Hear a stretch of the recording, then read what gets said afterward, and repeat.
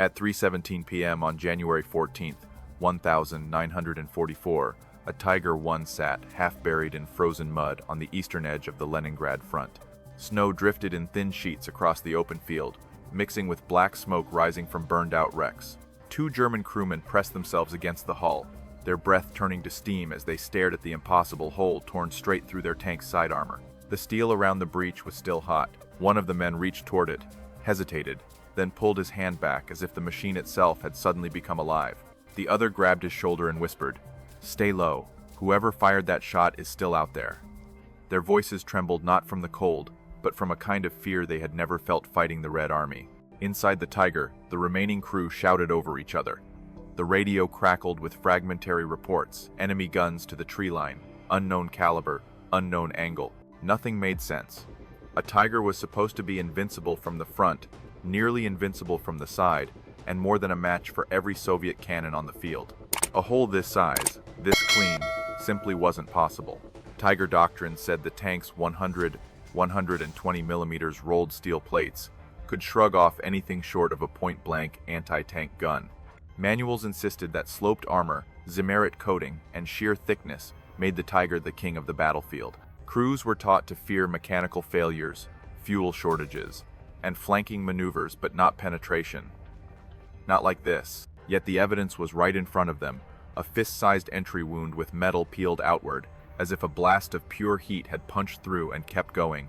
Snow hissed against the scorching edge. No fragments, no spalling, no ricochet marks. Just a perfect, violent tunnel through German steel. What none of these men could see not yet was the angle of the shot. A low, almost skimming trajectory. A round fired from farther than they expected, faster than they believed the Soviets could achieve, hitting the armor at the exact moment the Tiger tilted on uneven ground. A 1 in 1,000 alignment. A shot that should never have worked. But it did, and in the next minutes, German commanders across the sector would be forced to confront a terrifying possibility.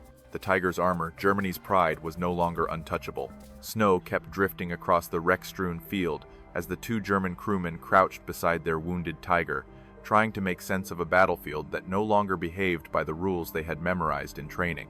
The ground beneath them felt half-frozen yet unstable, turning every movement into a slow, hesitant crawl that forced them to stay dangerously exposed beside the ruptured armor plate. Far in the distance, a column of black smoke twisted upward into the pale afternoon sky, marking the final position of another German machine that had fallen victim to an enemy they couldn't yet see. The Tiger's left track sat wedged in a deep rut of half-melted ice, causing the entire 45-ton hull to lean several degrees toward the low ridge on their flank. This subtle tilt, barely noticeable during maneuver, now exaggerated the size and shape of the penetration hole until it resembled a wound inflicted on a living creature. Every time the wind shifted, it carried the sharp smell of burning lubricant from the exposed interior, mixing with the metallic scent of torn steel and the sour odor of churned earth beneath their boots. Behind the tank, the landscape stretched unevenly toward a shattered tree line, where ruined birches jutted upward like broken spears. Their blackened silhouettes flickered in the fading light, creating the illusion that enemy gunners might be moving between them, adjusting their sights for a second, more certain shot. The two crewmen kept scanning the ridge, convinced that any sudden glint, real or imagined, might signal the muzzle of whatever weapon had cut through their armor with such effortless precision. Each time a loose scrap of snow skittered across the ground, both men jerked their heads toward the sound, aware that hesitation had already cost several crews their lives that winter. Inside the Tiger, the loader's strained voice rose above the grinding of the damaged turret ring as he demanded confirmation on whether the gun could still traverse far enough to return fire.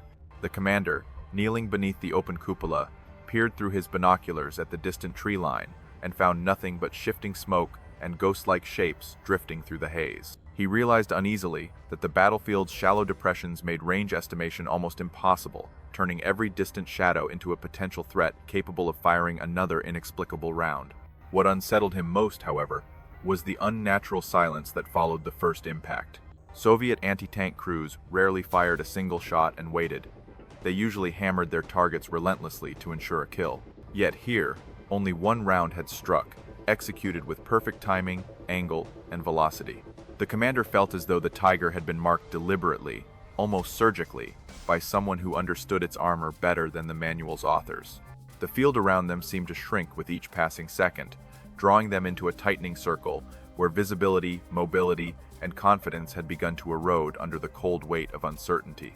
Pinned between the crippled machine and the open expanse, the crew sensed that the next move belonged to an unseen enemy who already knew their position, their angle, and their limits.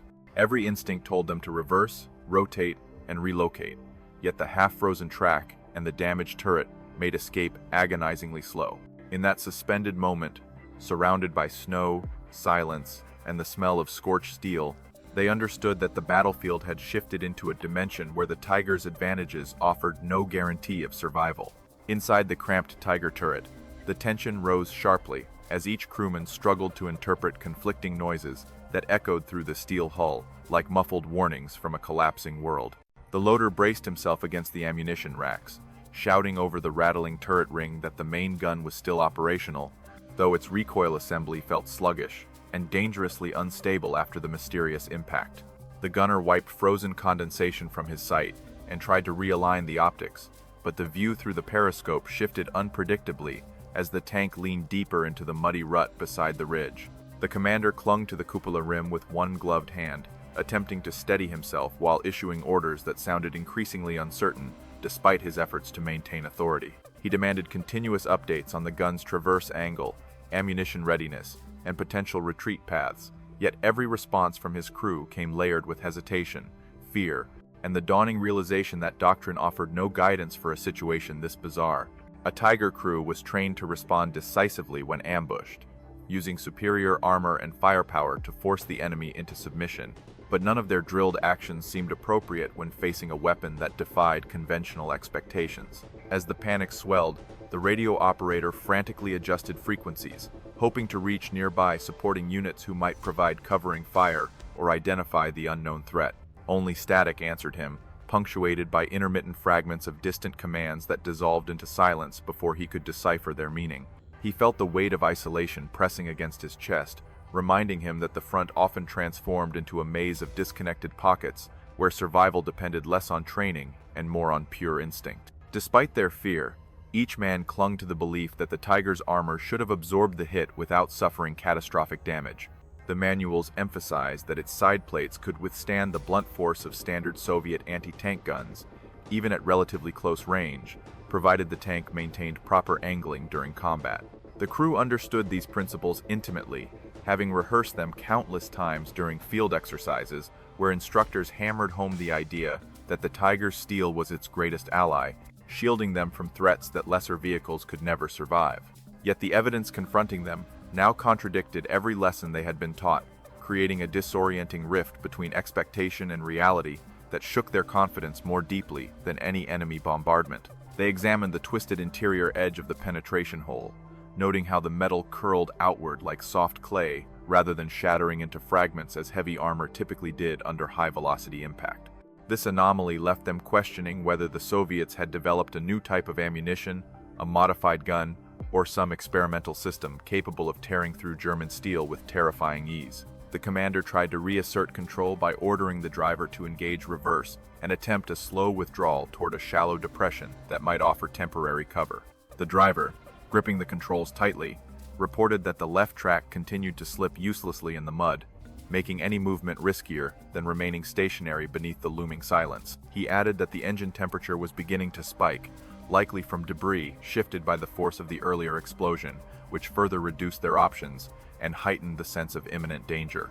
As each second stretched longer, the crew realized that their training had not prepared them for a threat that struck with such precision, then vanished without a trace. Their voices fell quiet, replaced by the relentless thrum of the idling engine and the soft hiss of melting snow dripping through cracks in the turret's overheated frame.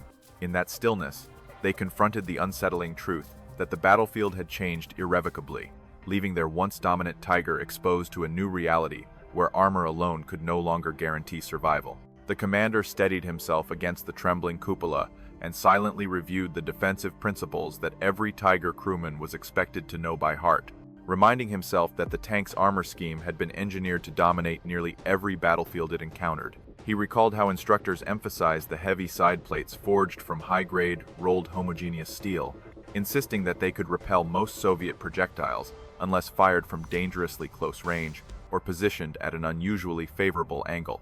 These lessons had been repeated so often during training that they became an unshakable pillar of confidence for the men who operated Germany's heaviest and most feared armored machine.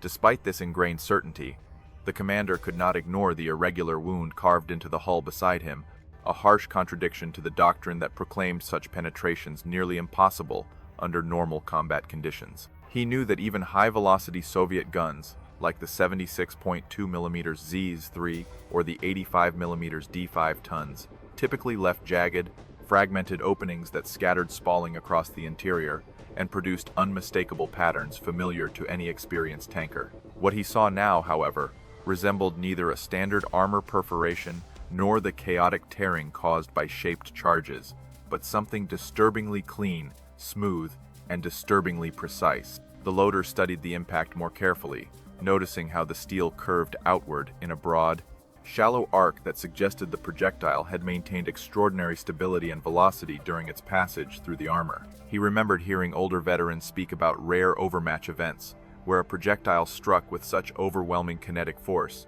that the armor behaved more like softened material than hardened plate. Those stories had seemed exaggerated or even mythical at the time, yet the shape of the hole before him evoked the same unsettling descriptions he once dismissed as battlefield folklore. Meanwhile, the gunner adjusted his seat and scanned the interior damage, observing how only a narrow channel of metal fragments littered the floor instead of the catastrophic spray normally produced by a successful penetration. This unusual absence of widespread shrapnel hinted that the round had neither tumbled nor shattered upon entry, but instead passed through the hull with a near-perfect alignment that preserved most of its structural integrity. The implication was both unnerving and difficult to accept, for it suggested an enemy shot executed under conditions so precise that even slight deviations would have rendered it ineffective. Outside the tank, the two crewmen crouched against the sloped hull and continued to search the distant tree line for any indication of the weapon that had struck them. Yet the landscape remained maddeningly silent and devoid of movement. They understood that a well-calculated flank shot could sometimes compromise even a Tiger, but the angle from which the round had entered did not align with any known Soviet firing position within the sector. Snow-covered depressions, broken ridges, and scattered wrecks all offered potential clues, but none provided a clear explanation for a shot that behaved like a mathematical anomaly rather than a predictable ballistic event. The commander finally acknowledged that their predicament might have resulted from a hidden vulnerability within the Tiger's design, one that rarely manifested because the circumstances required to exploit it were almost impossibly specific. He considered the possibility that the tank's slight tilt, combined with the uneven terrain and the unpredictable settling of the heavy chassis, had inadvertently exposed a narrow seam between armor plates that was normally shielded by proper angling. If the projectile struck that seam during the exact moment the suspension compressed under shifting weight, the round might have encountered significantly less resistance than the designers intended. As he pieced these thoughts together, a cold realization began to settle over him, heavier than the snow accumulating on the Tiger's battered frame. The vaunted certainty that protected them emotionally as much as physically was eroding rapidly, replaced by a growing suspicion that their survival depended on factors far beyond training or discipline.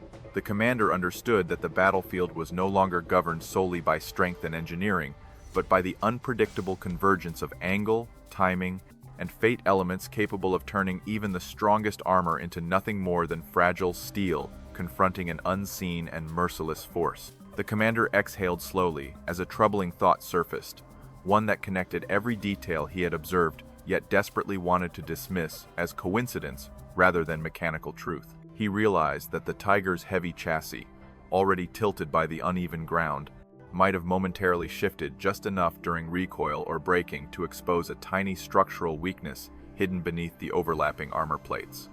This vulnerability, normally shielded by precise angling and rigid alignment, could become dangerously pronounced when the tank settled unevenly into soft terrain, causing the protective geometry to unravel for a fraction of a second. While the crew debated possible explanations, the loader pressed his glove against the inner curve of the damaged plate and felt a subtle ripple pattern that suggested the armor had flexed rather than shattered during impact. Armor that thick was never supposed to flex under normal battlefield conditions, yet the smooth deformation implied that the force exerted on the steel exceeded design expectations in a way that bypassed traditional resistance mechanisms. He remembered technical briefings where engineers emphasized that the Tiger's side plates were optimized for glancing impacts, not direct hits from unusually high-velocity projectiles fired at near-flat trajectories. The gunner began piecing together the physics behind the anomaly, recalling how certain projectiles could exploit a phenomenon where excessive kinetic energy caused armor to behave more like dense fluid than hardened metal. If the Soviet round struck at precisely the right yaw alignment, maintaining stability long enough to avoid premature tumbling, its penetrator could deliver concentrated force along a narrow axis that overwhelmed the armor's structural cohesion. This effect, though rarely observed in the field, would produce a penetration channel remarkably similar to the clean, unnatural tunnel currently carved through their hull. Outside, one of the crewmen traced his finger along the outer edge of the hole, noticing that the metal's direction of deformation indicated near-perfect energy transfer from the incoming round. He muttered quietly that no Soviet gun he knew possessed such refined ballistic performance, especially at the range, implied by the lack of audible muzzle report. His companion suggested that the shot might have come from an advanced anti-tank unit positioned far beyond visual range, using ammunition types seldom encountered by frontline crews, and therefore widely misunderstood or underestimated. Inside the turret, the radio operator recalled rumors circulating among armored regiments about new Soviet ammunition, incorporating tungsten cores that maintain structural rigidity under extreme stress. Although such accounts were often dismissed as exaggerations or deliberate misinformation, the operator considered whether they might contain fragments of truth that explained the armor's oddly fluid response. He remembered hearing that a perfectly stabilized tungsten core could pierce heavy plates with an efficiency rivaling that of far larger guns, provided the firing angle and range were precisely calibrated. As these scattered ideas slowly converged, the commander recognized a deeply unsettling possibility threading through every observation. The shot that struck their Tiger might have been the result of a rare confluence of ballistic physics, terrain geometry, and weapon design rather than a simple stroke of enemy luck. The shell had not merely penetrated the armor, but had done so by exploiting a narrow window of vulnerability that appeared only when multiple unpredictable elements aligned perfectly. This realization carried a weight heavier than the tank's 45 tons, for it suggested that even their most trusted engineering advantages could fail when confronted by forces that obeyed no doctrine. He understood then that the battlefield had transitioned into a realm where theoretical phenomena once confined to training manuals and experimental test ranges were becoming lethal realities capable of rewriting tactical assumption. As snow continued drifting across the wounded hull, the commander sensed that the mysterious shot was not merely an anomaly but a warning, signaling the emergence of a new threat that rendered their armor insufficient against weapons increasingly shaped by precision, innovation, and unforgiving physics. The commander studied the smooth interior curvature of the breach once more, realizing that its strange geometry hinted at a projectile, behaving far differently from the crude, erratic penetrators they typically encountered on the Eastern Front. He understood that normal Soviet rounds often fragmented violently upon impact, leaving behind chaotic scatter patterns and jagged plating that testified to brute force rather than refined ballistic engineering. What he saw now resembled something crafted with unnerving precision, as though the round had sliced through the armor with deliberate intent rather than chaotic violence. The loader, unable to contain his curiosity, leaned closer and examined a faint spiral distortion along the inner wall of the penetration channel, noting that the subtle twist implied rotational stability far greater than expected from conventional ammunition. He recalled reading a technical memo describing how certain high-density penetrators could maintain near-perfect spin alignment during terminal impact, allowing them to punch through armor in a fluid, almost surgical manner.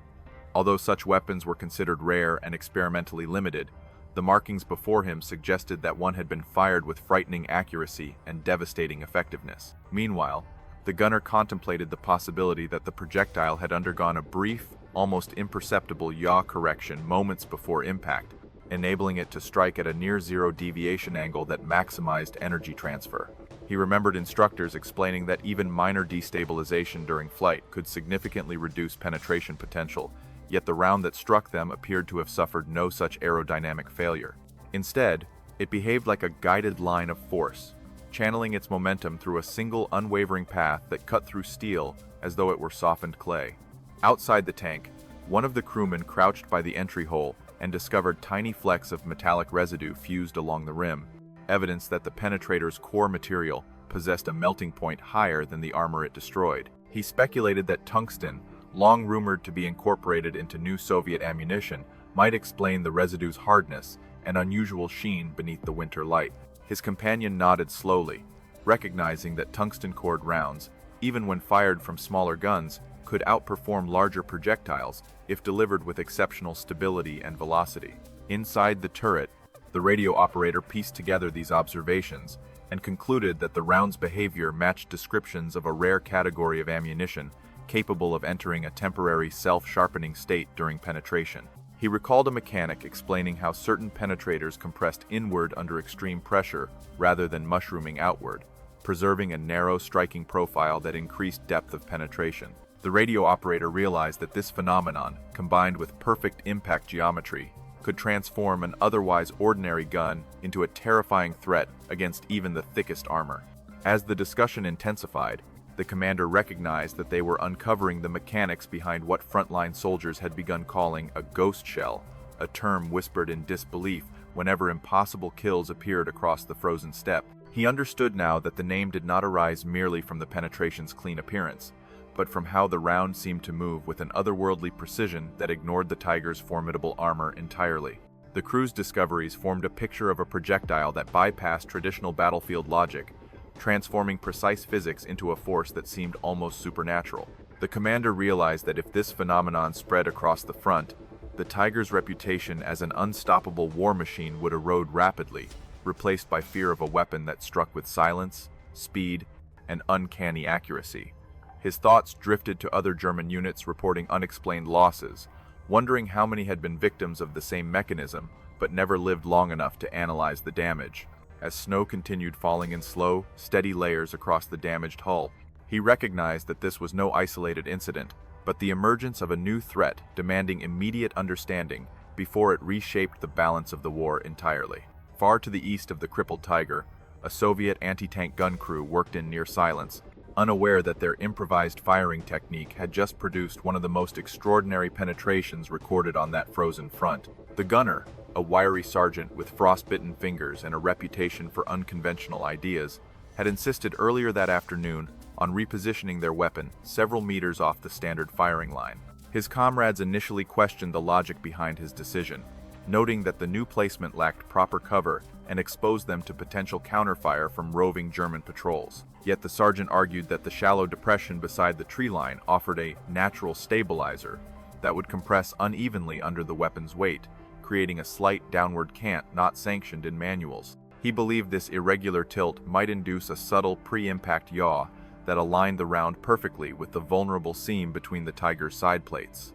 Although his explanation sounded more like superstition than sound doctrine, the crew reluctantly followed his instructions, accustomed to the sergeant's uncanny intuition during chaotic engagements. When the Tiger rolled into view hours later, partially obscured by drifting snow and steam rising from its engine vents, the sergeant recognized an opportunity he had spent months imagining but never successfully replicating. He instructed the loader to select a rare tungsten-cored round they had been hoarding for emergencies, emphasizing that its superior density and stability might interact uniquely with the improvised firing angle.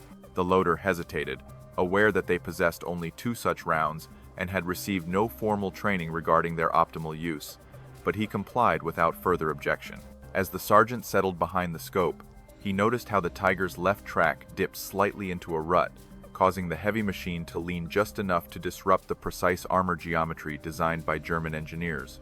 This minor tilt, amplified by the uneven snowpack, created a fleeting moment where the steel plates failed to overlap with their intended efficiency, exposing a narrow channel that would vanish the moment the tank adjusted its position. Recognizing the extraordinary alignment of terrain, angle, and timing, he steadied his breath and issued a quiet order for the loader to stand clear. The shot that followed felt unlike any the crew had fired before, producing a sharper recoil pulse that vibrated through the frozen soil with a clean, almost metallic resonance. The projectile departed the barrel with exceptional spin stability, its tungsten core maintaining precise alignment as it crossed the open field toward the unaware Tiger. Instead of tumbling or losing velocity due to turbulent crosswinds, the round maintained a trajectory so remarkably consistent that it seemed to glide effortlessly along an invisible path carved by the sergeant's intuition. When the impact occurred, the crew saw only a brief flash and a faint plume of displaced snow, unaware that the round had behaved exactly as the sergeant predicted, slicing through the Tiger's side, plating at the precise moment when its structural overlap faltered. The gunner exhaled in disbelief, sensing that they had executed a shot no field manual could describe and no training regimen could reproduce with reliability. He understood intuitively that such a perfect confluence of factors, terrain, tilt, armor angle, projectile stability, and rare tungsten construction would likely never occur again in exactly the same way. As the crew prepared to relocate before German counterfire arrived, the sergeant allowed himself a brief moment of satisfaction, knowing that his willingness to defy doctrine had produced a result bordering on the miraculous. Yet he also recognized the fragility of their success, aware that his improvised method relied more on instinct and circumstance than replicable technique. In the harsh, unforgiving logic of the battlefield, it was a reminder that even the most formidable machines could be undone by a single shot born from improvisation, intuition, and physics aligning for one fleeting, extraordinary instant. Reports of the Tiger's inexplicable defeat spread rapidly across the sector, carried first by frightened radio operators who struggled to describe the penetration without sounding as though they were recounting a nightmare rather than a battlefield event. Officers listening from scattered command posts exchanged uneasy glances as they heard fragmented descriptions of a single round that carved through heavy armor with unnatural precision, leaving no secondary impact signs and no audible indication of the firing weapon.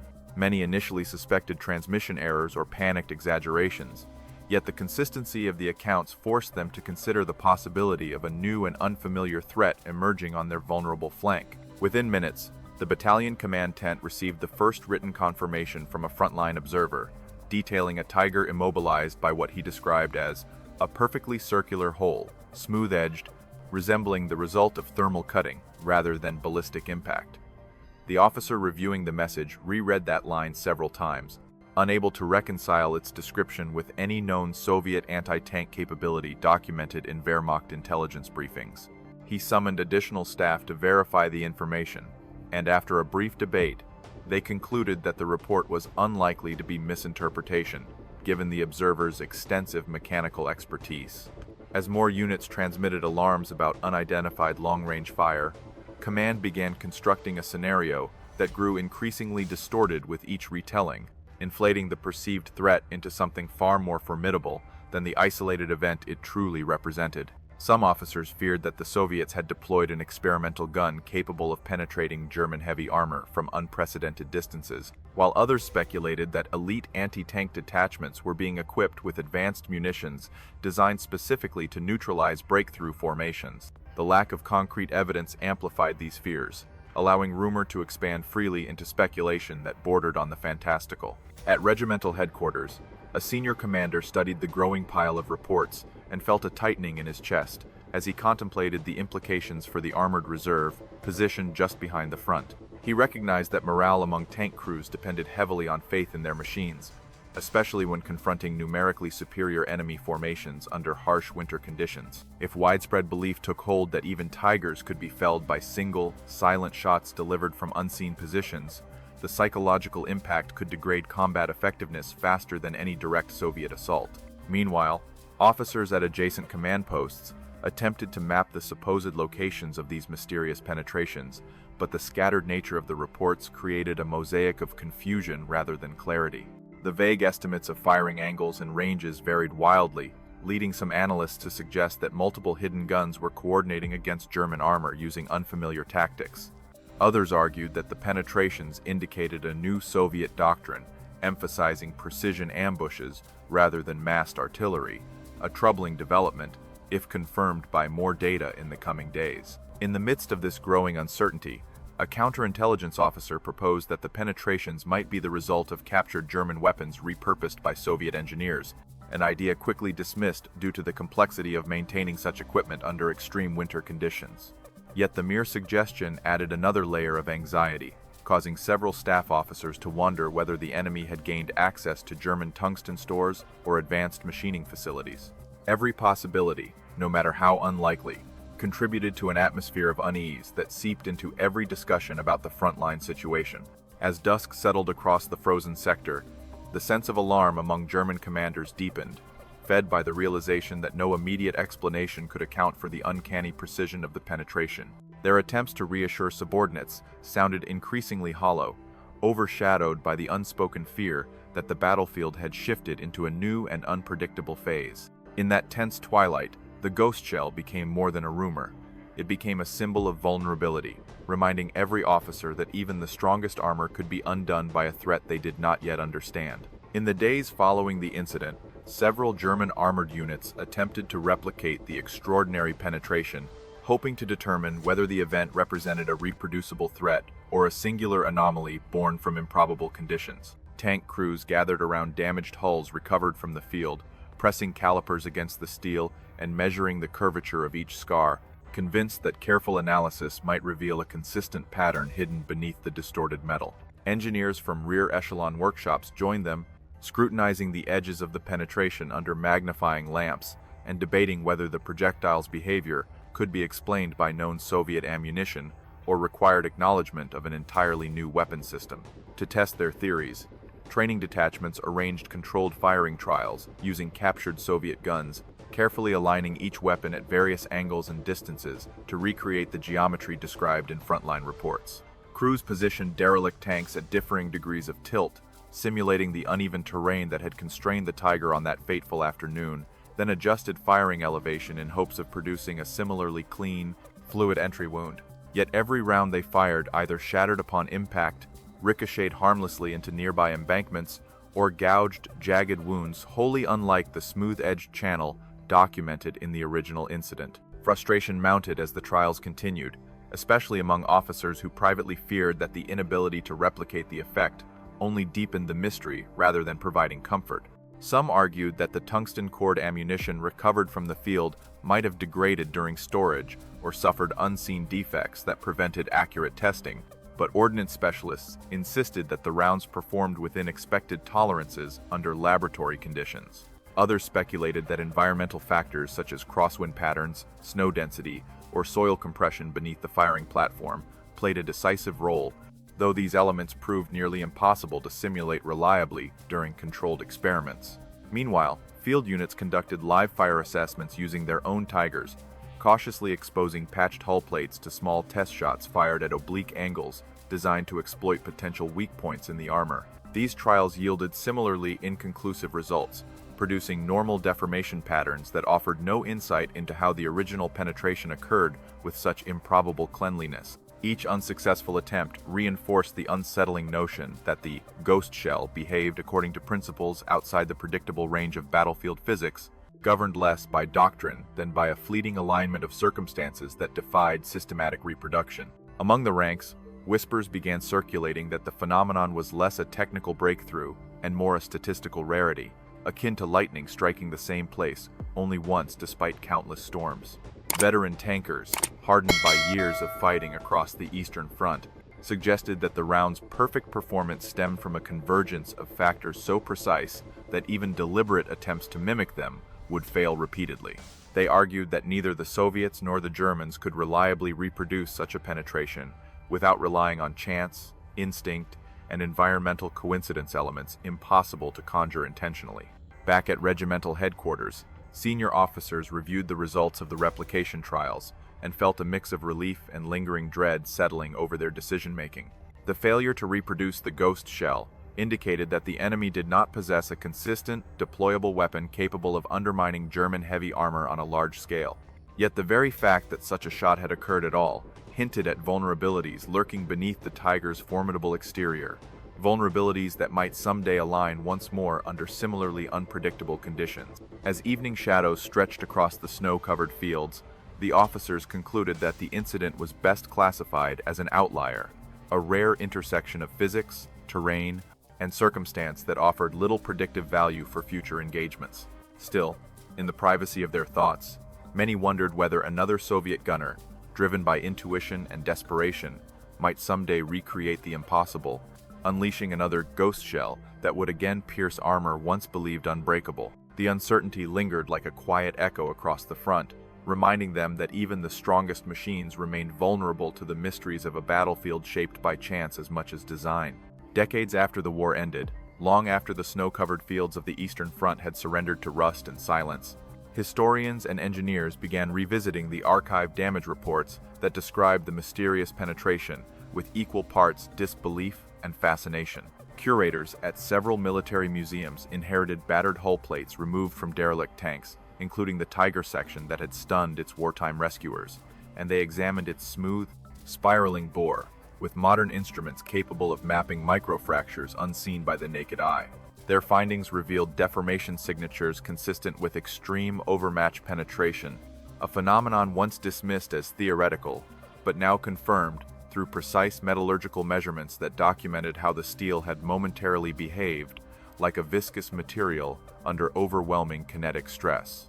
Researchers noted that the curvature of the penetration channel displayed microscopic striations, matching the high-frequency spin of a tungsten-cored projectile, indicating that the round maintained near-perfect axial alignment even as it drilled through layered armor. These fine grooves, preserved by the cold conditions of the original battlefield, provided compelling evidence that the projectile had not tumbled or destabilized, but instead engaged the steel with a razor-straight profile that maximized the transfer of energy into the target. Scientists conducting hardness tests along the interior surface observed a gradient of thermal discoloration, suggesting that the round's impact generated enough localized heat to exceed the armor's yield threshold, despite the sub-freezing environment. Post-war analysis of Soviet ammunition caches uncovered several experimental batches of high-density penetrators that never saw widespread distribution, but matched the material composition found in residue samples collected from Tiger's damaged hull. These prototype rounds, originally produced in limited quantities due to shortages of strategic metals, demonstrated exceptional behavior during controlled trials conducted by Allied intelligence teams who acquired them during factory inspections in eastern Germany. Reports indicated that, under ideal firing conditions, the rounds could achieve penetration results far exceeding the expectations of their designers, though such outcomes occurred so inconsistently that the ammunition was never standardized for mass production. Historians cross-reference these findings with captured Soviet field notes, discovering brief mentions of gunners who experimented with non-regulation firing positions to compensate for terrain or visibility constraints. Although none of the notes referred directly to the incident involving the Tiger, they described rare instances where unconventional angling yielded surprising results, hinting that battlefield improvisation occasionally produced effects that eluded formal documentation. The combination of prototype ammunition and unorthodox firing techniques provided a plausible explanation for the anomalous penetration, bridging the gap between wartime rumor and post-war scientific validation. Several armor specialists contributed to a comprehensive technical review published decades later, concluding that the ghost shell phenomenon likely resulted from a confluence of factors so specific that their alignment defied deliberate replication. Their report emphasized that the tank's slight lateral tilt, caused by uneven soil compression beneath its tracks, inadvertently exposed a narrow vulnerability between armor plates that normally functioned as an impenetrable shield. They also noted that the projectile's exceptional stability, coupled with a near-zero deviation impact angle, allowed it to exploit this seam with precision unattainable through standard battlefield firing techniques. As museum visitors examined the preserved hull plate displayed behind reinforced glass, they often marveled at its uncanny smoothness, unaware that the indentation represented not a flaw in the Tiger's design, but a fleeting moment when physics, terrain, and improvisation converged with improbable harmony. For historians and engineers alike, the artifact stood as a testament to the unpredictable nature of armored warfare, reminding them that even the most formidable machines could be humbled by a single round delivered under conditions that neither doctrine nor engineering could fully anticipate. In the years following the war, armored doctrine across Europe quietly absorbed lessons drawn from incidents like the ghost shell, even though few officers openly acknowledged how much the event had unsettled their confidence in heavy armor. Military academies began re-examining long-held assumptions about plate geometry and protection theory, recognizing that seemingly negligible variables such as soil compression beneath a vehicle or minor deviations in hull angle could unexpectedly amplify vulnerability against high-density penetrators. This realization encouraged designers to reconsider overlapping configurations, weld integrity, and structural seams, prompting subtle but meaningful changes in the next generation of armored vehicles. Engineers tasked with developing post-war tanks integrated reinforced interlocking joints along hull sections, reducing the likelihood that a single misaligned angle could expose a critical weakness under battlefield stress. They also emphasized the importance of skirt, armor, and modular side plates, ensuring that secondary layers could compensate for vulnerabilities created by uneven terrain or shifting suspension loads. Although these improvements were rarely attributed directly to the penetration that crippled the Tiger, numerous classified design memos referenced anomalous field penetrations as justification for enhancing the resilience of lateral armor zones. Commanders who had witnessed the original incident carried its memory into post-war training programs, where they emphasized battlefield adaptability rather than strict reliance on theoretical invulnerability. They instructed new crews to treat armor as a valuable asset rather than an impenetrable shield, cautioning that the enemy's ingenuity could always circumvent even the most sophisticated engineering. This shift marked a subtle but profound transition from pre-war confidence in mechanical supremacy toward a more pragmatic understanding that survival depended equally on positioning, awareness, and respect for the unpredictable nature of combat physics. Among veteran tankers, the story of the Ghost Shell evolved into a cautionary tale shared during field exercises, its retelling serving as a reminder that battlefield outcomes often hinged on factors no manual could fully predict. Some described the event as evidence of Soviet innovation, while others framed it as a statistical aberration that simply revealed the hidden fragility of all machines under pressure. Yet regardless of interpretation, the narrative carried enduring influence, reinforcing the idea that combat demanded constant vigilance against threats that might emerge without warning from unexpected angles or improvised tactics. As the Cold War intensified, intelligence analysts revisited the event when evaluating potential adversary capabilities, treating the penetration not as a singular anomaly, but as a case study in how unconventional thinking could disrupt technological advantages. Reports circulated within armored divisions urged caution when underestimating enemy gunners, especially those operating with limited resources who might compensate through creativity and intuition rather than standardized training. The analysts argued that ignoring such possibilities could lead to costly miscalculations, echoing the German commanders who once dismissed the idea of a perfect shot until it tore through a Tiger's hull. In military museums and research institutes, the preserved steel plate became a powerful teaching tool for students learning about the intersection of material science and battlefield dynamics. Instructors highlighted how the round's performance exemplified the rare but consequential moments when theoretical edge cases manifested with devastating clarity, shaping doctrine long after the guns had fallen silent. They reminded their students that armored warfare was a discipline governed as much by probability and circumstance as by deliberate design, and that every anomaly, however unlikely, carried lessons capable of altering the direction of future conflicts. As new generations studied the artifact, many found themselves captivated by the tension between engineering certainty and the chaotic realities of war, recognizing that the Ghost Shell symbolized more than a single impossible shot. It represented the enduring truth that even the strongest machines exist within a fragile balance of physics and chance, where a moment of improvisation or an unexpected alignment can overturn assumptions built on years of theory.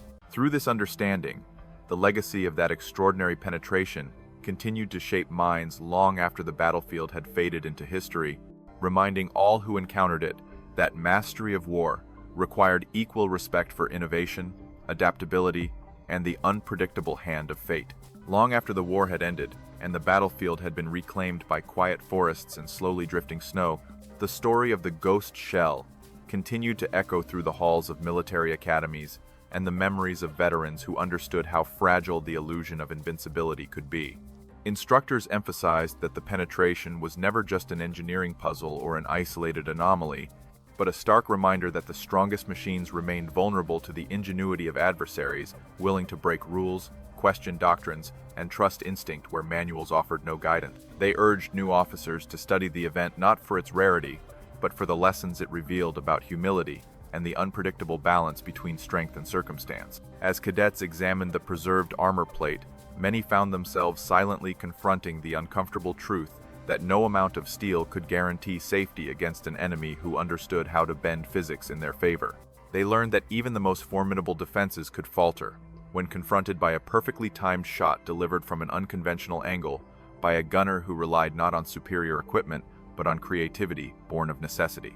This realization encouraged them to shift their focus from blind faith in armor toward a deeper appreciation for tactical flexibility, terrain, exploitation, and the critical importance of understanding every variable shaping the battlefield. Veterans who had faced combat